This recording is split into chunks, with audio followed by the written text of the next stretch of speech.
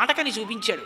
నృశంసమనుశంసం వా ప్రజారక్షణ కారణాత్ పాతకం వా సదోషం వా కర్తవ్యం రక్షతా సదా రాజ్యభార నియుక్తానాం ఏష ధర్మ సనాతన. కొట్టవా తాటకని, రాజకుమారుడివి నీ ధర్మం, రక్షించవలసిందే ప్రజల్ని, వేయి బాణం అన్నాడు. నేను వేసేస్తాననలేదు రాముడు. రాముడి నోటి వెంట వచ్చిన మాట ఏమిటో తెలుసా? ఆయన అన్నాడు వేస్తాను, చంపుతాను. ఎందుకు చంపుతానో తెలుసామా గురువుగారు? పితుర్వచన నిర్దేశాత్ పితుర్వచన కారణాత్ వచనం కౌశికస్యేతి కర్తవ్యమనిశంకయా అన్నాడు. మా నాన్నగారు చెప్పారు కాబట్టి చంపేస్తున్నాను అన్నాడు. అది రాముడి భక్తి. తాటకని చంపడానికి కారణం ఏమిటో తెలుసా గురువుగారు? పితుర్వచన నిర్దేశాత్ పితుర్వచన కారణాత్. రెండు సార్లు చెప్పాడు. మా నాన్నగారు మీతో పంపిస్తూ నన్ను దగ్గరికి పిలిచి నా మూర్ధన్యస్థానం వాసన చూసి, నాన్న ఆయన వెంట వెళ్ళరా, ఆయన ఏం చెప్తే అది చెయ్యి అన్నారు. మీరు చెప్పింది చేయకపోతే మా నాన్నగారు చెప్పింది నీ చెయ్యినట్టు.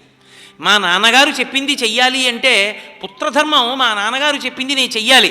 అందుకని మా నాన్నగారు మీ వెంట వెళ్ళి మీరు ఏం చేయమన్నారో అది చేయమన్నారు కాబట్టి చేస్తాను. అది మొదటి కారణం. 2 గోబ్రాహ్మణ హితార్థాయ దేశస్యాస్య సుఖాయ చ తవ చైనా ప్రమేయస్య వచనం కర్తుముజ్యతః. గోబ్రాహ్మణుల యొక్క హితం కోసం చంపేస్తాను, లోకాన్ని రక్షించడం కోసం చంపేస్తాను. అప్రమేయమైనటువంటి మాట కలిగినటువంటి గురువైన మీరు చెప్పినటువంటి కారణం చేత చంపేస్తాను. మొదటి కారణం మాత్రం మా నాన్నగారే. ఇది రాముని యొక్క పితృభక్తి అంటే. ఎక్కడ ఉన్నా తండ్రి గౌరవాన్ని నిలబెట్టడం అంటే అది. ఆ కొడుకుని చూసుకుని కదండి మురిసిపోయాడు తండ్రి. అది ఈ కొడుకుతనం అంటే. ఏమంటే మీ నాన్నగారు మీ దగ్గరికి వెళ్ళి 1000 రూపాయలు తీసుకోమన్నారు శ్రీరామనవమి సీతారామ కళ్యాణానికంటే, మా నాన్నకి ఏం పోయింది అలాగే చెప్తుంటాడు, ఆయన్ని అడగండి ఇమ్మని అన్నవాడు కొడుకు కాడు. మా నాన్నగారు అన్నారా? మా నాన్నగారికి రామచంద్రమూర్తి అంటే మహాప్రీతి అండి. మా నాన్నగారిది 1116.